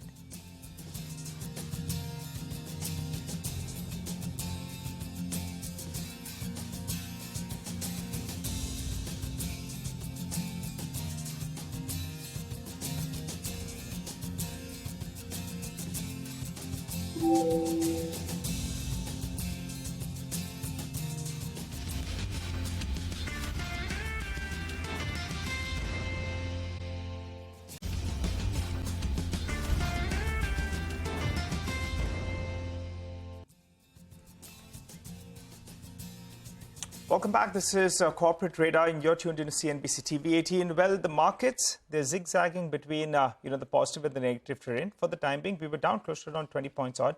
We've recovered. So it appears there is some kind of buying at lower levels. And the key constituent of the markets that are doing well is the Nifty bank that's been relatively underperforming. But now it appears it's moving towards that 45,000 odd mark. Well, let's move on and let's get into some market opinion. Amid the markets hitting all-time highs this month, and talks of bubble and exuberance in the market, Prashant Nair caught up with market veteran Madhu Kela to get his take on the current market juncture and a whole host of other themes. Let's hear that out. I would say that the entire market is not in that phase at all. That, if you look at the return of overall Nifty in the last 2 years, is merely 7-8%, right? A lot of large caps have not returned any significant investment return in the last 2 years or so. We are up a lot from the low which we made at COVID time, but there is really no the word exuberance in a lot of large companies. And the large companies are actually doing well, but the stock prices are not going down or going up, which means their valuations in a way are correcting. Like if you take some of the private sector banks, there's been hardly any return in last 2 years. So I don't think market as a whole can be termed as exuberance or But are there euphoria. pockets where things are... There are surely pockets, and obviously we would like to talk about that. You know. There are surely pockets where there is clear exuberance, where I think the stock prices are clearly running ahead of fundamentals, right? Maybe 2-3 year fundamentals, and that is where investors need to be really watchful that, you know, and do their homework completely. And I can tell you there will be exuberance even in public sector bank. There is some stock, small public sector bank trading at 3 times book value. Now, we were the one of the few people who said that we want to invest in public sector bank. But clearly, you know, I can't reconcile or resonate with a 3 times book value and which has risen so quickly. Yeah. So there are pockets of stocks in lot of sectors where there is a clear exuberance, and that is what one has to be watchful. The irony, Prashant, is that, you know, there is a compelling buy in the public sector bank at one end, and there is exuberance on the other end. Within the sector. But let me stop you right there, because I'll get to where the exuberance is, where there is still opportunity in just a bit from now. But let's just start with the good stuff. Yeah. We are actually talking about exuberance, etc., because we are in a pretty good place. Sure, right? absolutely. I mean, things are looking good for India as an economy. And that is the reason why people want to come in, people want to invest. And hence the talk of where the valuations justify this or not. Exactly. So lay the context, you know, in that sense, because there's a lot happening in the world. Sure. And, you know, this China +1, developed world perhaps slowing down a little bit. Where does India find itself within this context? Prashant, you know, this is the day for which people like me have lived for. That, you know, someday India will get recognized. Someday the world in general will talk about India much, much more than what we have been spoken and what we deserve, right? All the good policies which are being persuaded by the government in the last maybe 8-10 years, it is all coming together. And this is coming at a time when, you know, the world is struggling. World is struggling for the world growth. You know, world is struggling to manage inflation. World is struggling to put together policies. Now, if you look at, let's say, for instance, just from a comparison perspective, China received $1.5 trillion of FDI in the last 10 years. Just imagine a small shift of that FDI into India. What kind of numbers can we attract over the next 10 years? Right. Yeah, so the way the world is geopolitically, you know, reorganizing itself, India is a clear beneficiary. Okay, let me take off from that what you said, right? And you're a big believer in themes, catching the right theme, right? Yeah. So global economy, as you said, perhaps is not looking as great, right? Sure. When things are slowing down. Sure. Locally, things are looking good. But locally also, you would agree there is a clear differentiation. Consumption is hurting, especially the lower end consumption is hurting. What is doing exceptionally well is government capex. Sure, right? Absolutely, yeah. So and high-end consumption. And high-end consumption. Yes. So are those, when you talk about themes, should we kind of limit ourselves to finding opportunities in these two areas, high-end consumption and sectors benefiting from government capex? So let me talk about one very large theme before we come into specific investable themes. Right. You know? So I personally feel that this whole carbon neutrality is a very, very large theme. And it's a much bigger problem than what the world is actually talking about or recognizing it. This is a very large theme. Like what you are seeing, whether even in India, when you look at what is Mr. Ambani talking, what is Mr. Adani talking, what is Mr. Jindal talking, they're all talking of investing billions of dollars into this theme, into green energy, into electric vehicle, into... So this is, Prashant, in my mind, a mega trend. Which will last for many... many years. Yeah. The other thing which bring it down to investables. Yeah. I mean, how does one? Now within that you have to find What companies have you which done? are, Give us a with of course full disclosure. With the full disclosure, I Yeah. just recently invested in a private company which I can talk very freely about. A company called Wari. Okay. Right, which will hopefully come into public issue soon. If people just follow this now, finding ideas in this theme is not a big issue at all. There will be many companies which will come, and there will be, I think, billions and billions of dollars of value creation opportunity is here. Okay. The other theme which I would like to take, again, big picture, Right. is on artificial intelligence. Okay. How that is going to impact the world, how it is going to reshape. Sure. This is an event which is happening after maybe 20 years after the invention of internet. In my understanding, this is the biggest event after internet. Now, it is early days, right? People like you and I are still reconciling how it is going to, and so there will be distortion into a lot of businesses, and it will be a big opportunity for a lot of businesses. So these are two really large themes, from a next 5, 10, 20-year perspective. In the listed there are many space, ideas. in the listed space, is there a way to play? There will be enablers. There will be companies which will use, and you will hear a lot more of what I'm saying, even from the IT services companies. And you should get some of them in your studio and ask them whether what I'm saying is right. Well, interesting chat as always by Madhu Kela. We'll keep playing out those snippets all through the day. Well, let's move on to our next corporate, JB Chemicals. Well, that's JB Pharma. That's a stock on our radar. It's up more than 40% in this year. The company's Q1 performance as well was fairly good. To discuss how things are shaping up, Ms. Nikhil Chopra, the CEO and whole-time director of JB Pharma, joins us on the show. Hi, Mr. Chopra. Good morning. Thanks so much for joining in. Well, I want to talk about a lot of aspects and how business is shaping up. But first on the promoter entity, KKR, well, they have close to around 54% stake in the company. They bought that 54% stake for around 3,100 crores. But you all have done very, very well. And now that stake is valued at close to around 12,000 crores. What's the plan out there? So, Niger, first of all, good morning and thank you for inviting me on the show. I think we are running a steady ship, and being now in top 25 and the fastest growing company in Indian pharma market, and touch wood, our international business is also doing well. I think at mid-teen that we are able to grow, and we are able to grow. EBITDA growth is around 18 to 20%. I think KKR is here to continue and look at what more we can do with this asset and serve more and more number of patients with quality medicines coming from the house of JB. That is what I can say at this moment of time. Yes, they've already tripled their investment, so that's why there would be some kind of inclination, right? Take some money off the table, going by the kind of deals and the kind of appetite that we have seen. See, I can't comment, Niger, on this. Conceptually, we have a stable management team working at JB, and there are people from across sectors who have joined in the senior management team. And we continue to invest in the business. We continue to look at what more we can do wherever we are present within India or within international markets.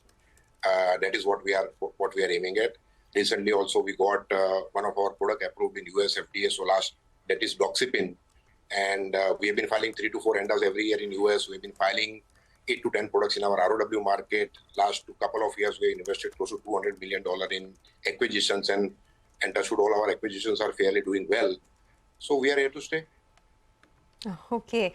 I wanted to understand a little more about what the revenue potential is, because it was a very strong Q1 that you clocked in, right? You saw a domestic growth of almost 17%. And even in the chronic segment, you had mid-teens growth. So I want to understand what is the volume and pricing tracking at right now as we speak in the domestic market, and what is the exit rate for FY24? Hello, Sonia. And if you look at MAT, August 2023, JB Chemical continues to grow at around 20%, which is a mix of volume, price, and overall new products introduced. And market is growing at around 10%. Volume growth for us is high single digit, close to around 8-9%, as compared to market volume growth, which is 1 to 2%. And price growth is around 6 to 7%. And new introductions are contributing around 3 to 4% to this growth. We could shy away touching 900 crores for Q1, which we grew at around 17%. And our EBITDA margins were healthy, which were 27% in accord to the guidance that we've been giving, 25 to 27%. We should be ranging plus minus close to 875 to 900 crores every quarter. That is what we are aiming. You should see this probably happening in quarter 2, quarter 3. Our chronic contribution overall has improved, and we are now the fastest growing company in cardiology market in the country. In 2020, when with our organic brand Silacar and Nicardia, we were 13th ranked company, and today we are 8th ranked company with the acquisitions that we did with heart failure pill, with rosuvastatin, Razel brand from Glenmark. So we are the 8th ranked company, and our aspiration is to be in top 5 in cardiology market in the country. That is where we stand from overall guidance and overall our presence in chronic therapies in the country. Nikhil, just to get the numbers right, the domestic revenue growth in the month of August was 20%, right? No, don't market. I'm talking of May 2023 August. His growth is 20%. For the month of August, we grew at around 7% as compared to market growth of 4%, 4 to 5%. Okay.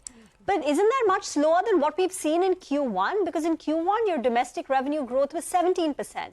So August has come down to 7%. So it may be because of the higher base last year, but our chronic chronic growth continues to be in double digit, and acute it is more from a season perspective.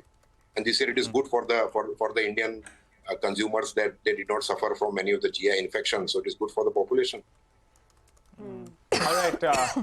Mr. Chopra, your margin band has been 25 to 27%.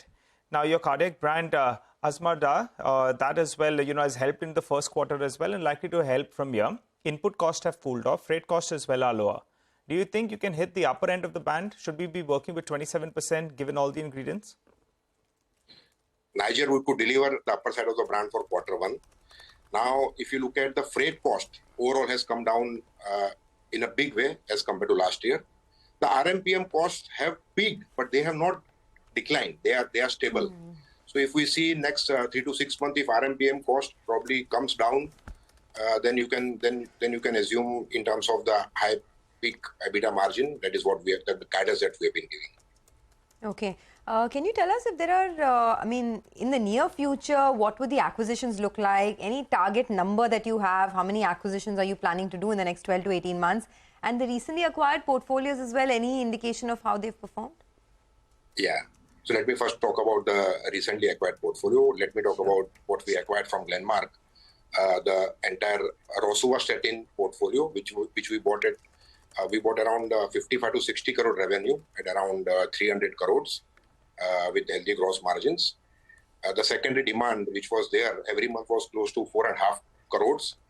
And we were 10th ranked brand in the overall rosuvastatin franchisee.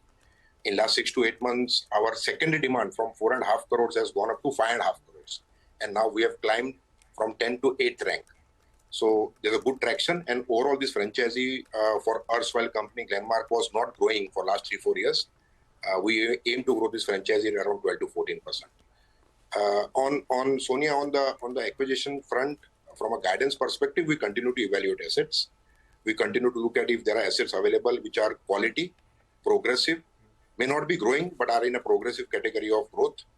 And if we can turn around with our capability, surely we would like to acquire. And equally, we also look at another angle from a perspective of improvement in gross margin. That is what we could do for Azmarda. That is where we stand. So either a growth trajectory or a gross margin improvement trajectory. Those are two things. Third is the payback period that we commit when we get any acquisitions, when we get the approval from the board, is around 6 to 7 years. That is what we want to do. That is where we stand. And lastly, maximum what we can leverage is 1.5 times of our EBITDA value, where we stand from the value of acquisition that we intend to do. But nothing that I would like to say that which is immediately on the horizon. But this is what parameters we keep in mind, and there is no pressure on us to do any acquisition. Last couple of years, we have invested close to $200 million. We may not do anything. We may acquire depending upon what is available, and if we think that we can turn it around. Just very quickly, Nikhil, do you think you will be cash positive by the end of FY24 because you have been bringing down your debt? Yes, we'll be cash positive. Yeah. Okay. All right, we'll leave it at that. Thanks a lot for joining in, and all the best with the business. That's JB Chemicals. Let's do one thing. Let's move on and talk and introduce a new segment to you, the CNBC-TV18 stock capsule. a segment where we focus on a buzzing stock. We talk about the company's fundamentals, key triggers, the pros and cons. Today, the focus is on Tarson's products. In case you don't know what this company is about, Ekta is here to tell us all that you need to know. Ekta. Well, yes, I'm looking at Tarson's today. Let's start with what exactly the company does. The company manufactures plastic labware. So, for example, it manufactures both consumables as well as reusable products within this space. This includes Petri dishes, tubes, vials, sterile media bottles, etc. It caters to pharmaceuticals, academia, contract research companies, diagnostics, export companies. Now, domestic is around 60% or 67% of their sales. Exports is around 33% of their sales. They have 5 manufacturing units. They have a new manufacturing facility which is going to come on stream from Q2, and the company has indicated that it is probably going to help them expanding geographically. Now, just to put it into perspective, Tarson's, however, has reported FY23 numbers which were quite weak. The numbers were impacted by slower demand and a high base due to COVID-19 products, because that's exactly when the demand for the company had shot up. So revenue was down 6% in FY23. Margins, however, were high but lower on a year-on-year basis, came in at around 45.8% versus 50.8%, and profit at around 81 odd crores. Cash flow from operating activities in FY23 stood at around 100 crores. For Q1, revenue was lower and the profit was at around 9.5 crores versus around 22.8 crores year-on-year. Now, in terms of the stock performance, the stock listed in November of 2021, it's around 19% away from the issue price of around 662. It is in fact close to its 52-week low. The stock in fact has corrected 37% also from its 52-week high of around 848 odd rupees. It is trading at around 35 times the trailing FY23 PE. All right, thanks a lot for that, Ekta. Well, let's do one thing. Let's also get Mitesh Thakkar on board. We also have 2 listings, by the way, that's happening anytime now in about 3-4 minutes. So we'll get to that in a bit. But Mitesh, very quickly on the market, once again, it's resumed its downside. The Nifty is now down 45 points. So very volatile. How are you approaching it? It's looking a negative kind of market. I think the Bank Nifty positive news flow was kind of holding the markets. But if the Bank Nifty also, fails to capture 45,000, I think good chance that we are looking at 44,000 first and even 43,450 as the next level. So there is some downside pressure, which is very likely, and rallies would be used to sell into. On the stock side, I have 2 sell calls. One of them is Polycab, which appears to be giving a first reversal after a good rally. So Polycab, I would recommend selling with a stop at about levels of 5,160 and a target of around 5,000. And other one is ABB, disclaimer. We have positions as well as we have recommended it to our clients. So there's vested interest. But ABB is a sell with a stop at 43.20 for targets of around 4,100. All right. Thanks a lot, Mitesh, for that. Let's do one thing. Let us take a quick break on that note. We, of course, keep telling you about the new listings that are going to happen in minutes from now. But on the other side, the big story, Lata will be in an exclusive conversation with the team of JP Morgan on the big India EM bond index inclusion. So more on that coming in. Also, JP Morgan's India Investors Summit 2023 kick starts today. You don't want to miss this one. Stay tuned.